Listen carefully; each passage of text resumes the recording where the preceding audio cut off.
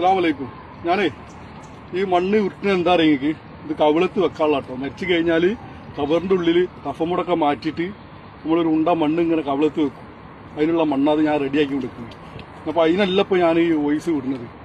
ഞാൻ എൻ്റെ ഒരു കൂട്ടുകാരൻ്റെ ഒപ്പം ഞാനേ പിന്നെ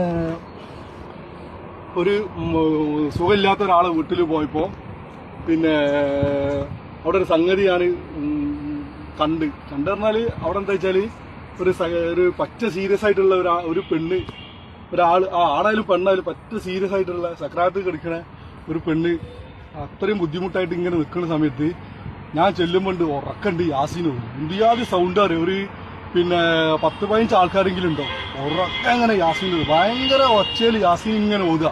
അപ്പോൾ ഞാൻ അവരോട് വെച്ചിട്ട് എന്താ മരിച്ചോ എന്താ സംഗതി വെച്ചപ്പോൾ ഇല്ല മരിക്കാൻ സക്രാത്ത് കിടക്കുകയാണ്. അപ്പോൾ ഏതോ ഒരാൾ പറഞ്ഞതാണല്ലോ നിങ്ങൾ യാസീൻ ഉറക്കം ഓതിക്കോളി എന്ന് പറഞ്ഞല്ലോ.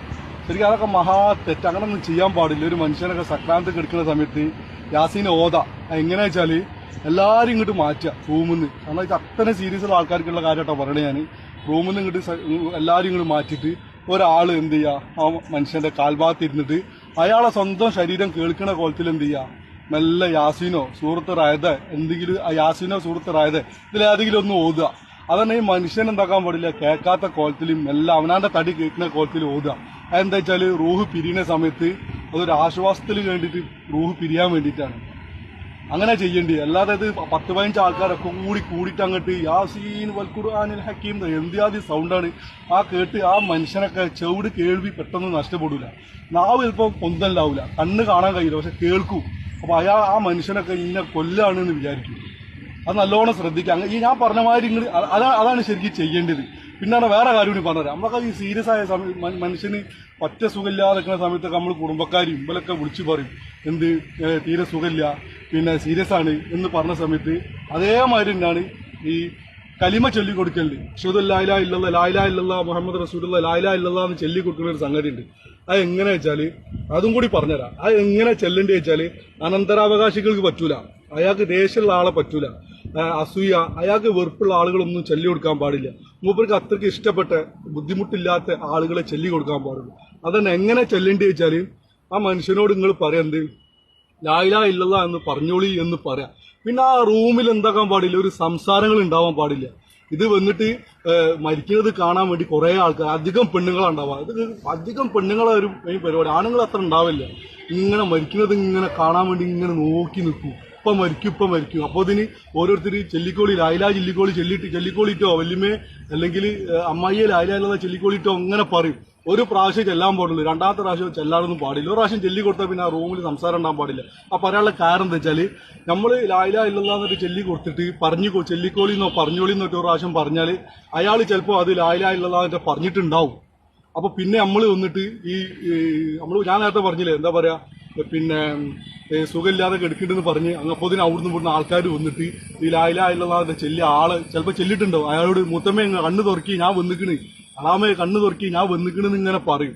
അപ്പൊ എന്തായി അവസാനത്തെ തൗഹീദ് നമ്മൾ അവസാനത്തെ കലിമ ചെല്ലേണ്ടത് അവിടെ മാഞ്ഞു പോയി. നമുക്ക് ജീവിതത്തിൽ ആപ്പാടെ ജീവിക്കാൻ തന്നെ എന്തിനാണ് ലാ ഇലാഹ ഇല്ലല്ലാഹ് മരിക്കുന്ന സമയത്ത് ചെല്ലാൻ വേണ്ടിയിട്ടാ.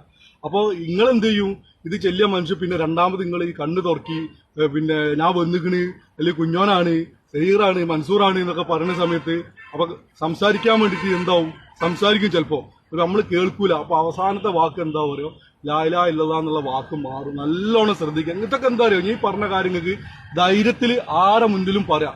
നിങ്ങൾ സ്വന്തം കുടുംബക്കാരാണെന്നുണ്ടെങ്കിലും നിങ്ങൾ എന്ത് ചെയ്യുക സ്വന്തം റൂമിൽ നിങ്ങോട്ട് മാറിക്ക് എന്ന് പറഞ്ഞിട്ട് ഈ മരിക്കിനോട്ട് ഇങ്ങനെ നോക്കിക്കണ ഏർപ്പാട്. പിന്നെ മരിക്കോ അതിങ്ങനെ നോക്കിക്കണ നല്ലതൊന്നല്ല.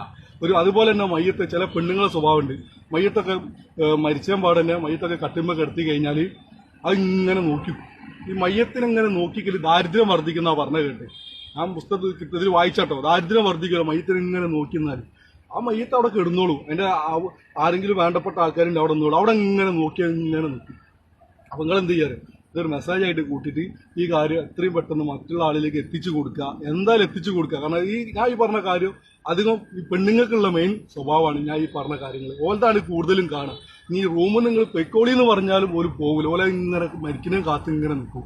അപ്പൊ ശരിക്കും ശ്രദ്ധിക്കുക. കലിമ ചൊല്ലി കൊടുത്താൽ പിന്നെ ലായിലായിലുള്ള ചൊല്ലി കൊടുത്താൽ റൂമിൽ നിന്ന് സംസാരങ്ങളും ഒഴിയോ. എത്ര ബന്ധുക്കളാണെങ്കിലും ജീവിക്കുന്ന കാലത്ത് തിരിഞ്ഞോക്കാത്ത ആൾക്കാർ അന്നേരം വന്നിട്ട് എളാമിനി വെല്ലിമിനൊക്കെ വിളിക്കുക. അല്ലാത്ത ആൾക്കാരും ഉണ്ട് കേട്ടോ, ഞാൻ പറയാം. അപ്പൊ നിങ്ങൾ എന്ത് ചെയ്യുക, ലായിലായിലുള്ള ചൊല്ലി കൊടുത്താൽ പിന്നെ ആ റൂമിൽ നിന്ന് സംസാരം ഉണ്ടാവാൻ പാടില്ല. അയാൾ കേൾക്കുക, ഉറക്കെ വർത്തമാനം പറയാൻ പാടില്ല.